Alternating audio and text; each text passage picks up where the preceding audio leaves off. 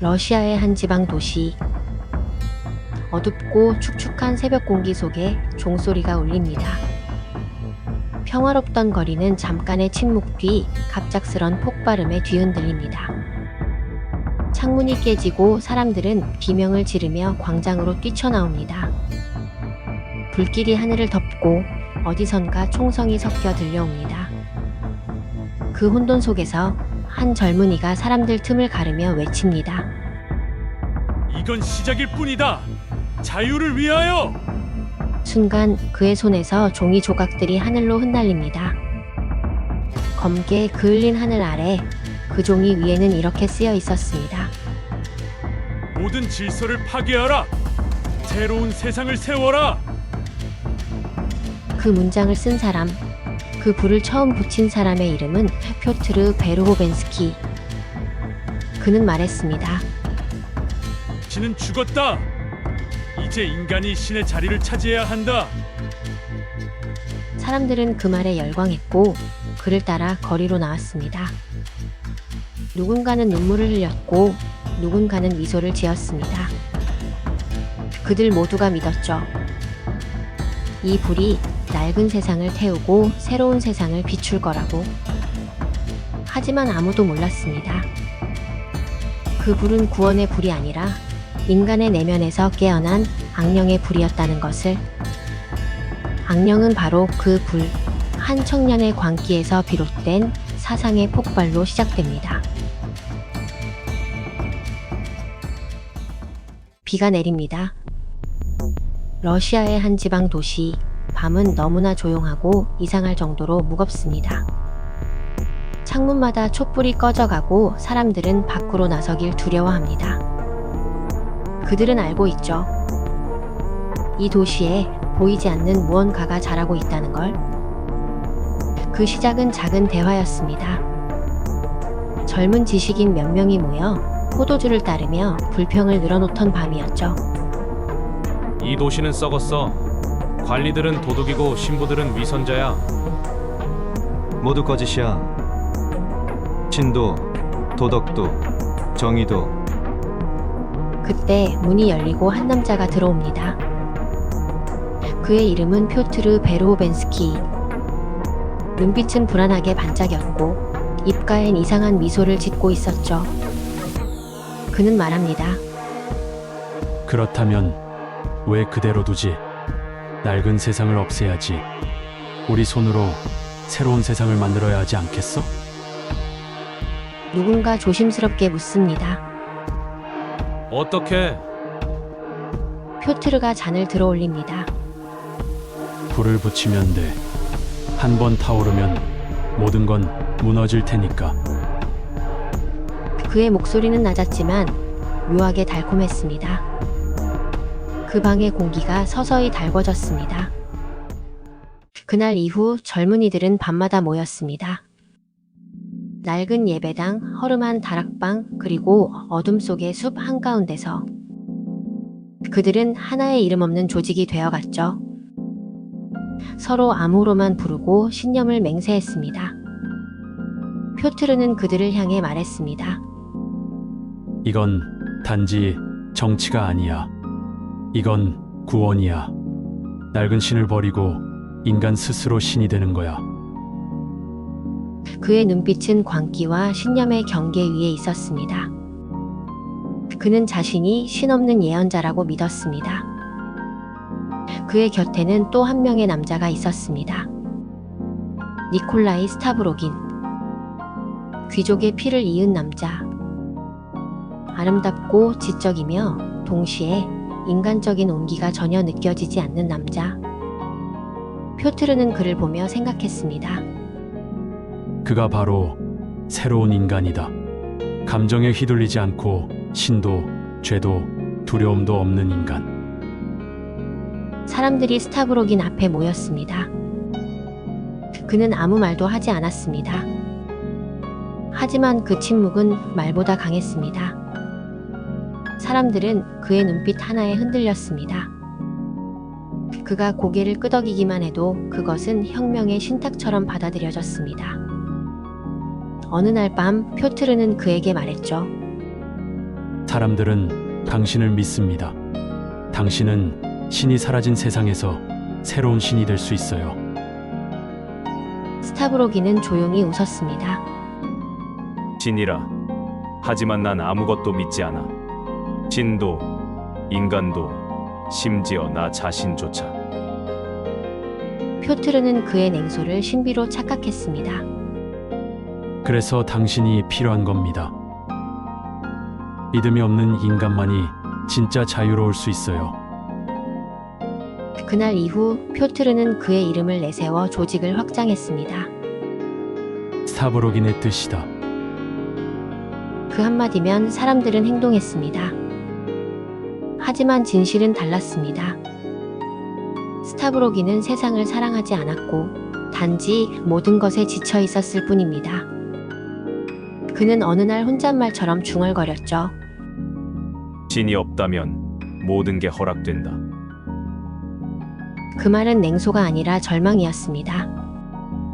세상은 무너졌고 그 속에서 그는 아무 감정도 느낄 수 없었습니다. 그런 스타브로긴을 신처럼 떠받드는 표트르와 젊은이들. 그들의 회합은 점점 광기로 물들어갔습니다. 종교 대신 사상을, 신 대신 폭력을 숭배하게 되었죠. 정의는 피를 통해 태어난다. 자유는 모든 질서를 파괴한 뒤에야 온다. 그들의 입에서 흘러나온 말은 점점 기도문 같았습니다. 그러나 신이 없는 기도는 어디로 향할까요? 그 답은 곧 피로 쓰여집니다. 표트르는 조직의 결속을 위해 희생양을 찾습니다. 그의 이름은 샤토프.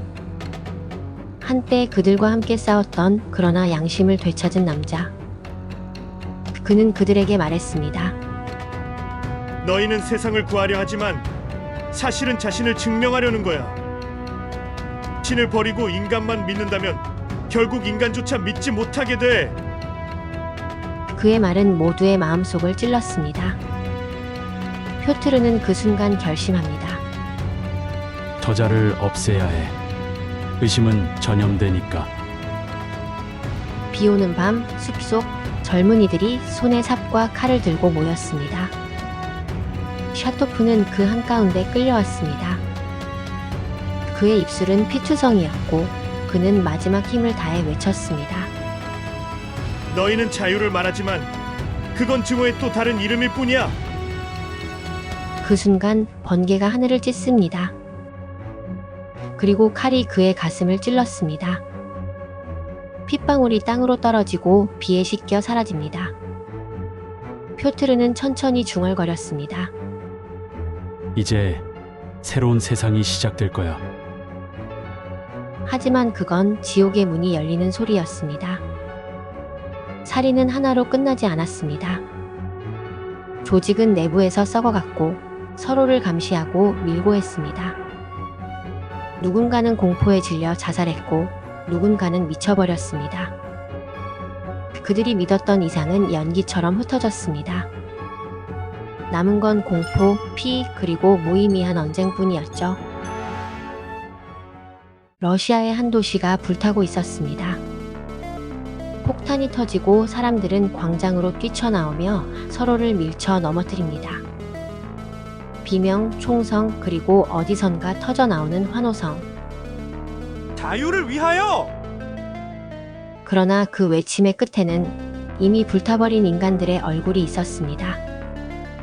불길 속 표트르 베르호벤스키는 홀로 서 있었습니다. 그가 뿌린 종이 조각이 재처럼 흩날립니다. 거기엔 이렇게 쓰여 있었죠. 모든 질서를 파괴하라. 새로운 세상을 세워라. 그는 웃었습니다. 하지만 그 웃음은 금세 떨림으로 바뀌었죠. 그가 만든 세상은 그가 파괴하고자 했던 세상보다 더 추악했습니다. 그날 밤 그는 폐허가 된 도시의 끝자락에서 중얼거립니다. 이게 내가 원했던 세상인가? 그는 미소를 지었지만 눈동자는 흔들리고 있었습니다. 그는 깨닫습니다. 자신은 악마가 아니라 그저 악마의 도구였다는 것을. 그를 믿고 따르던 동지들은 이미 사라졌습니다. 누군가는 자살했고 누군가는 도망쳤으며 남은 자들은 서로를 고발했습니다. 표트르는 미친 듯이 숲으로 달아납니다. 비가 내리고 개 짖는 소리와 함께 총성이 들립니다. 그는 넘어지고 다시 일어나며 웃습니다. 아직 끝나지 않았다. 하지만 끝은 이미 시작될 때부터 정해져 있었습니다. 그는 국경 근처의 마을에서 체포됩니다. 그의 옷은 찢겨 있고 눈은 공허합니다. 경찰은 그에게 묻습니다. 너는 무엇을 원했나? 표트르는 고개를 떨구며 속삭입니다. 신이 없는 세상을 만들고 싶었소. 그의 입가에는 이상한 미소가 떠올랐습니다. 그건 승리의 미소도 절망의 표정도 아니었습니다. 오직 텅 빈 공허 그것뿐이었습니다. 그 무렵 스타브로기는 아무 말도 하지 않았습니다. 그의 방엔 커튼이 쳐져 있었고 책상 위엔 단 한 장의 편지만 남아 있었습니다. 나는 신을 찾으려 했지만 결국 나 자신을 잃었다. 그는 조용히 밧줄을 메고 한 걸음 내딛었습니다. 그의 몸이 흔들리며 멈췄을 때 모든 소리가 사라졌습니다. 그리고 그 침묵 속에서 도스토옙스키는 말없이 독자를 바라봅니다. 악령은 밖에서 오지 않는다. 그것은 인간의 마음속에서 태어난다. 사상이 신을 대신하는 순간 인간은 자신이 만든 신에게 먹힌다. 악령은 단지 한 시대의 혼란을 묘사한 정치소설이 아닙니다. 그건 신을 잃은 인간의 초상화, 그리고 이념이 인간의 영혼을 잠식할 때 벌어지는 내면의 파괴를 그린 작품입니다. 도스토옙스키는 표트르의 분노, 스타브로긴의 허무, 그리고 샤토프의 신앙을 통해 인간이 진리 대신 사상을, 사랑 대신 명분을 믿게 될 때 어떤 일이 벌어지는지를 보여줍니다. 표트르는 세상을 바꾸겠다고 외쳤습니다. 그러나 그가 믿은 건 정의가 아니라 파괴의 쾌감이었습니다. 스타브로기는 냉정했습니다. 그러나 그가 믿은 건 이성도 도덕도 아니었죠. 그는 신 없이도 완전할 수 있다고 믿은 인간, 그 오만의 상징이었습니다. 그리고 샤토프는 신을 붙들려 했습니다. 그러나 그는 끝내 신을 잃은 세상 속에서 홀로 버려진 인간의 초상이 되었죠. 도스토옙스키는 이 세 인물을 통해 한 가지를 묻습니다. 신이 사라진 자리, 인간은 무엇을 신으로 삼는가? 그의 대답은 냉정합니다. 인간은 이념을 신으로 삼고 도덕을 잃은 채 오름을 휘두릅니다. 그리고 그 순간 인간의 영혼 속에 악령이 깃듭니다. 그 악령은 괴물의 모습이 아닙니다. 그건 우리의 확신, 우리의 분노, 우리의 정의감 속에 숨어 있습니다. 도스토옙스키는 말합니다. 악령은 외부에서 오는 것이 아니라 인간의 영혼 속에서 태어난다. 그의 이 말은 19세기 러시아의 혼란을 넘어 지금 우리에게도 여전히 유효합니다. 우리는 여전히 신 대신 이념을 믿고 사랑 대신 정의를 말하며 서로를 옳지 않다는 이유로 공격합니다. SNS의 세상, 정치의 광장, 커뮤니티의 댓글 속에서도 우리는 여전히 이렇게 외치죠. 우리가 옳다. 그들은 악이다. 하지만 도스토옙스키는 경고합니다. 그 말 속에서 이미 악령이 미소 짓고 있다고. 악령은 이렇게 말합니다. 진짜 싸움은 밖이 아니라 내 안에서 벌어진다. 우리가 싸워야 할 적은 세상의 누군가가 아니라 우리 마음속에서 분노와 혐오로 포장된 정의감입니다. 도스토옙스키는 말했죠. 신이 없다면 모든 것이 허락된다. 그 문장은 단순한 신앙의 고백이 아니라 도덕이 사라진 자유의 공포에 대한 경고입니다. 그는 자유를 부정하지 않았습니다.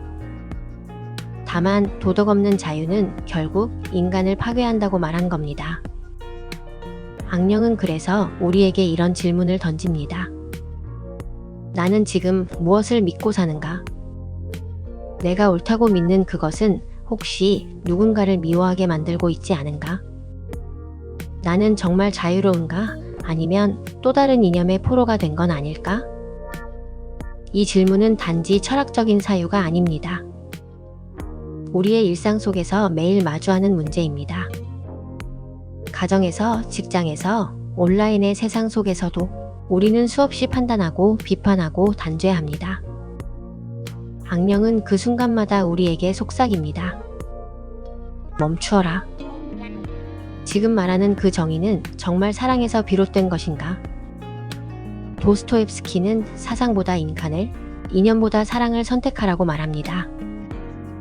그는 믿었습니다. 신은 인간 안에 있다. 그 신은 사랑과 양심의 목소리로 우리 안에서 조용히 속삭인다. 결국 악령은 이렇게 우리에게 남습니다. 이념이 아니라, 타인을 구원하려는 척하는 분노가 아니라 스스로의 내면을 지키는 용기, 그게 진짜 혁명이라고.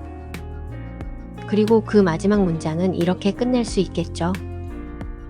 진짜 싸움은 밖이 아니라 내 안의 악령과의 싸움이다. 우리는 세상을 바꾸기 전에 먼저 우리 안의 어둠을 마주해야 한다. 그리고 당신이 지금 이 영상을 보고 있다면 그건 이미 그 싸움을 시작한 것인지도 모릅니다. 오늘의 고전은 여기까지입니다. 다음 시간에는 또 다른 고전 속에서 우리의 내면을 비추는 거울을 함께 들여다보겠습니다. 감사합니다.